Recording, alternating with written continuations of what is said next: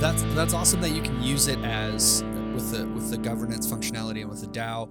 For our listeners, we really just want to spell everything out as simply as possible, right? So can you explain just in the simplest terms possible what a DAO is for the people that might not know? Yeah, so a DAO is essentially stands for Decentralized Autonomous Organization, right? So if you think about the organization as the project, Bitcoin Monkeys, it's decentralized, it's autonomous, which essentially means that right now the way the project operates is we as the founders, we control everything. We make 100% of the decisions and the community makes no decisions. Right. Once the DAO opens, we're essentially going to be allowing the community to put forward proposals and business ideas. And if there is enough backing from the community, so by voting, if there's enough votes for those proposals and business ideas, we go and implement them, right? So we're not saying we're the only ones making the decisions here. You guys as the community also make the decisions on the project. And that's essentially, in a short form of what a DAO would be in terms of a project. Yeah, that's really cool. Like the people who have Bitcoin Monkeys will then have a say in the whole thing, like the whole organization, and be able to like not just depend on you as the founders, but also have a voice and be able to say like, I think we should do this. Like, I think we should buy a theme park and put a bunch of giant monkeys in it. And if everyone thinks it's a good idea, then you go for it. Yeah, right? I mean, obviously there are limitations, but yes, that's the general idea, right? Is to be able to give the community a say in the direction of the project. And I guess the other thing to mention with bananas is that it is a limited supply, right? So for those people that understand economics, that should also hint to something, I guess. Listen, here's what I know about economics, okay?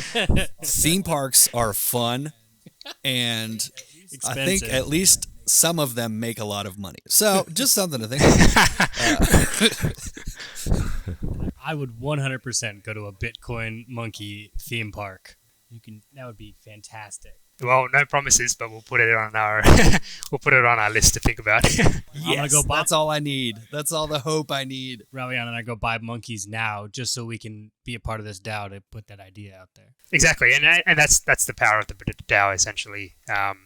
One monkey equals one vote, and bananas essentially. So if you have 5 monkeys, you obviously get 5 votes, right? So similar to how a council operates, and yeah, bananas would essentially be a way to have bonus votes, you could say. So what this feels like, and I'm just trying to pull from my own experience here, like I love, say, Nike, right? I buy the shoes, I buy the athletic gear, but I don't have a stake in Nike or where the company goes or what athletes they sponsor or any of that, right? I can buy stock in Nike, but if they make a really bad decision, I get penalized for that along as everybody else. But with a DAO, I get to have not only a stake in the profits that happen, but also I have the ability to make decisions with the group of people. And I think that's really interesting because this is kind of the first time we're seeing a truly decentralized organization on this big of a tier, right? I don't think you could run a city decentralized like this. Not yet, at least. But this is kind of the first, I guess, group coordination of a bunch of people coming together to say, I have a vested interest in this succeeding and I want to see it happen. And I think that's really exciting. Yeah, and that's the goal with the DAO essentially, right? We a lot of people get into the crypto space because of its decentralized, right? It's away from the governments, away from the banking system, whatever it is. DAOs are essentially the way to bring that to NFTs in a way as well. To say, well, the NFT also is decentralized. It's not just someone owning your company or your project and making all the decisions.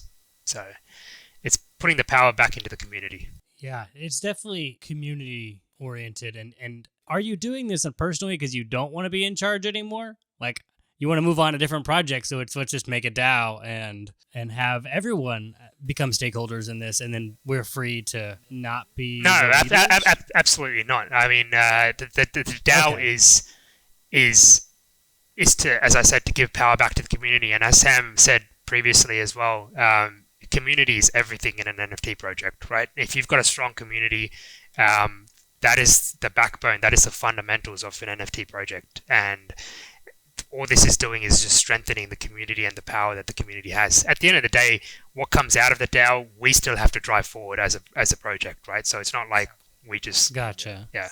Yeah. So I guess the way to think about, the DAO at the moment, and especially in most NFT projects, how DAOs are being utilized, it's essentially driving the direction of the project. However, all the building and implementation will still be done by the team. I guess the great thing about a DAO is, allowing the community to, drive the direction, and we build what they want to see. And it's just great to get all the community involved. Okay. I was just genuinely curious. I have no idea how any of this is kind of supposed to work. And yeah, I like the idea of a DAO and having more community ownership, governance, direction. I think it's really cool. Yeah, and it's a great way for just people to get involved. They don't have like their hand on the wheel, but they're sitting in the car and they can say, "Hey, let's go over there," and you're like, "All right, cool." But you have to do the driving. Yeah, but we through the DAO, the community can pretty much propose anything they want, and if there's enough votes behind it, then it's something we can look to implement. Yeah, everybody's getting slushies. That's the rule of the DAO. That's awesome.